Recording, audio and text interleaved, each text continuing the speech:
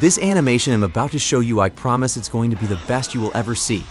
It all begins in a calm afternoon where we see two couples going on a date, but they get terrified when a strange monster comes out from a portal and begins charging at them.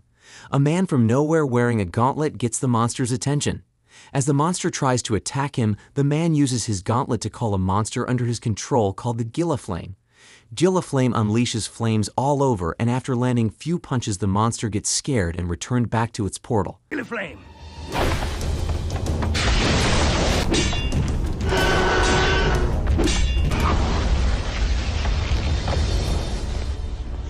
The scene changes to show us a little boy called Radien, who has this obsession with drawing scary monster from his imaginations. His mom finds this weird and always suggested he should draw what other kids would draw, like superheroes or Transformers, but Ray isn't interested. Ray has a grandpa who also says weird stuffs, and we find out that Ray lost his father at a really young age. The next morning while his mom drives him to school, she asks him why he has been missing the bus lately. His grandpa figures out it's because of the bullies and tells Ray that his father used to avoid bullies as well, but that method doesn't work. He must stand up for himself and demonstrated by showing him how to dodge and kick. Everything has been tough since they moved into the town due to his mother's new business. She drops him at school and tells him to always avoid trouble. During lunchtime in the school, we're shown the coolest and most famous student called Allison. Some girls wonders why she always hangs out with losers instead of them. Just as Ray and his best friend Gabe plays with a spider, he gets pinned to the ground by a bully called Tim. Tim tries to kill the spider, but Allison intervenes, saying it's an innocent creature and it has a right to live. Tim is not just a bully but also a racist. He hates Ray because he is half Japanese and half American. Just like his grandfather told him, he boldly stands up to the bully, but Tim decides to leave them for another day just as the teacher intervenes. At class, Ray realizes his necklace is not normal. It belongs to his father, which was given to him by his mother. He discovers he can see a different dimension through it. After school, as Allison hangs out with Ray and Gabe, they get confronted by the bullies again. Just as Ray gets hit to the ground, they discover his drawing book. They find a monster that doesn't exist in his book and forces him to tell them what the name is. After Ray says the name of the monster emerged from his book. The bullies ran away for their lives. Ray and his friends did the same, as who wouldn't run in that situation. The monster chased them for long, to the extent that they got tired and decided to accept their fate. As the monster charges at Ray, he realized that the monster never intended to hurt them. As he plays with it, a mysterious man called Choten confronts the monster. He uses his gauntlet to open a portal and summon a snake-like gigantic monster under his command to attack the Tetsurian. The snake monster normally takes down a prey by tying it down and then unleashing an electric shock to weaken it. He does same for the Tetsurian, and it falls to the ground unconscious.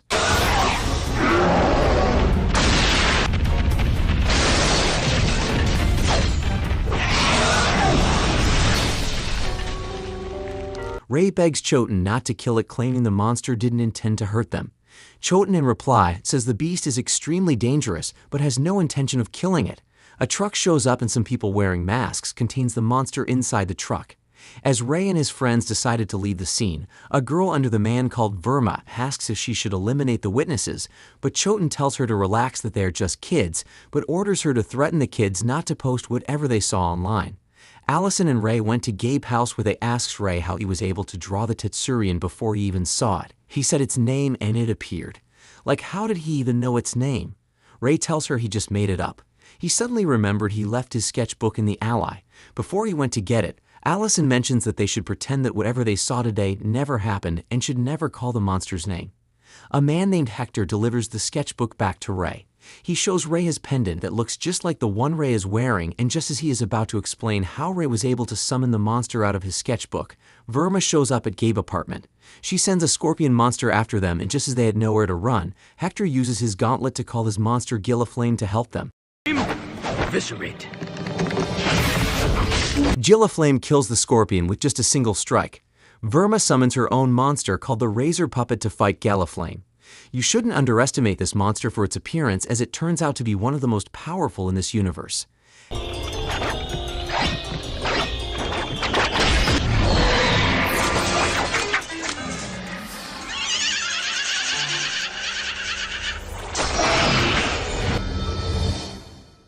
Hector grabs the opportunity by using his pendant to open a portal and takes the kids inside it for their own escape. After they got inside the portal, they see hundreds of Tatsurians there, and not just that, they also see monsters of different kinds there. According to Hector, this is a monster island. It's a very dangerous dimension for them to hide as the strongest monsters always fight each other for dominion over the place.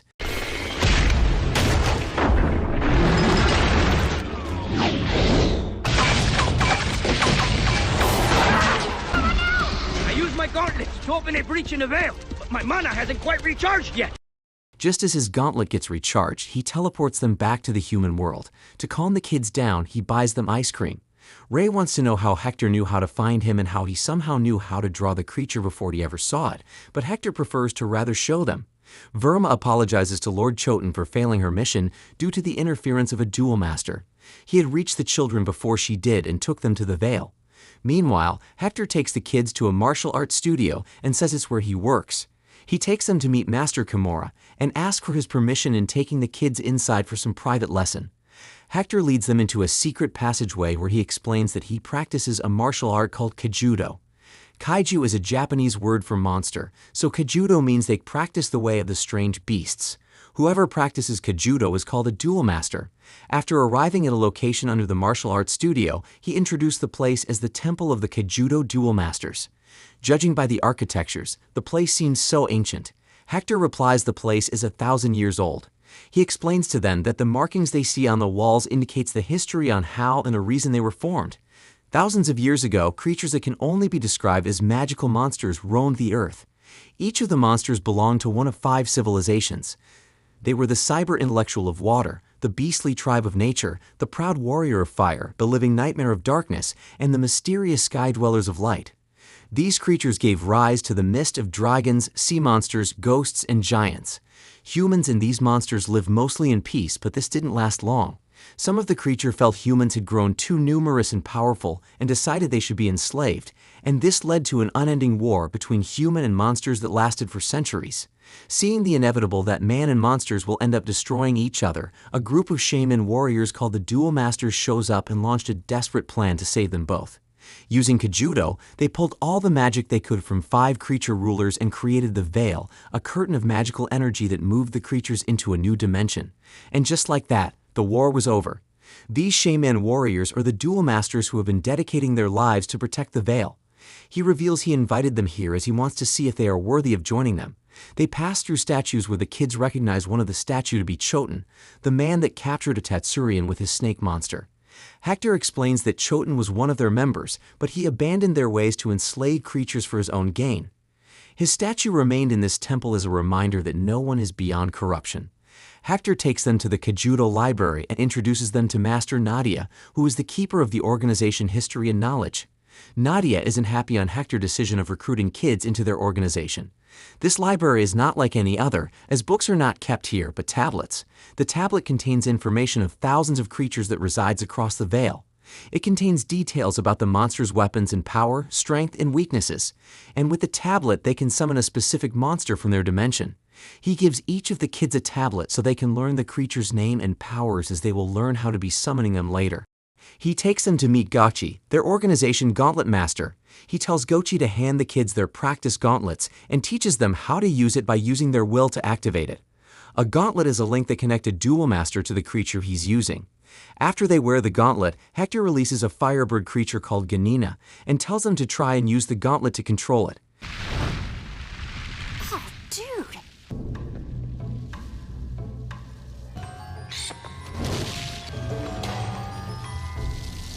Gabe and Allison tries to control the Ganina but failed. But just as Ray tries it, he did so well for a start.